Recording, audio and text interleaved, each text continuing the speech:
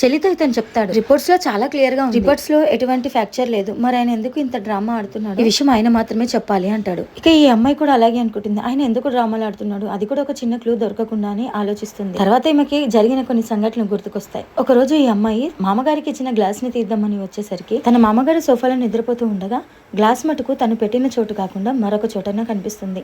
ఈమె కొంచెం కన్ఫ్యూజ్ అవుతుంది. గ్లాస్ నేను పెట్టిన చోటు కాకుండా మరో చోటుకి ఎలా వచ్చింది, అలాగే వీల్ చైర్ కూడా ఇక్కడే ఉంది కదా అని ఆలోచిస్తుంది. అలాగే మరోసారి నిద్ర లేచి వాష్రూమ్ కి వెళ్ళబోతుంటే అందులో నుంచి సౌండ్ వస్తూ ఉంటుంది. తన మామయ్య లోపల ఉన్నారులే అని అనుకుంటుంది, కానీ వీల్ చైర్ చూసేసరికి పక్కనే ఉంటుంది. ఆ వీల్ చైర్ వాష్రూమ్ కి కాస్త దూరంలో ఉండడంతో ఆయన లోపలికి ఎలా వెళ్లారని కన్ఫ్యూజ్ లో పడిపోయింది. ఈసారి కూడా తను నార్మల్ గానే మళ్ళీ లోపలికి వెళ్ళిపోయింది. ఇక ఇవన్నీ జ్ఞాపకం వచ్చాక నువ్వు నిజమే చెప్తున్నావు అని తన అన్నయ్యతో అంటూ, నేను కూడా చాలాసార్లు నోటీస్ చేశాను, బట్ నేను అదంతా భ్రమ అనుకున్నాను, ఇప్పుడు నీ మాటలు వింటుంటే అది నిజమే అనిపిస్తుంది అని ఇదంతా తన అన్నతో చెప్తుంది. మరి మీ మామగారు ఎందుకు ఇలా చేస్తున్నారని అన్నయ్య అడిగితే, ఆ విషయం నాకు కూడా అర్థం కావటం లేదు, ఈ నిజాన్ని ఎలాగైనా నా భర్త ముందు పెడతాను అంటూ ఈమె అంటుంది. ఈ విధంగా జరిగిందంతా భర్తతో చెప్పగానే నా భార్య ఏదైతే చెప్పింది అదంతా నిజమేనా అని తండ్రిని భర్త క్వశ్చన్ చేస్తాడు. తర్వాత చూసే ముందు ఈ వీడియోకి లైక్ చేసి ఛానల్ సబ్స్క్రైబ్ చేసుకొని నెక్స్ట్ బటన్ కామెంట్ చేయండి.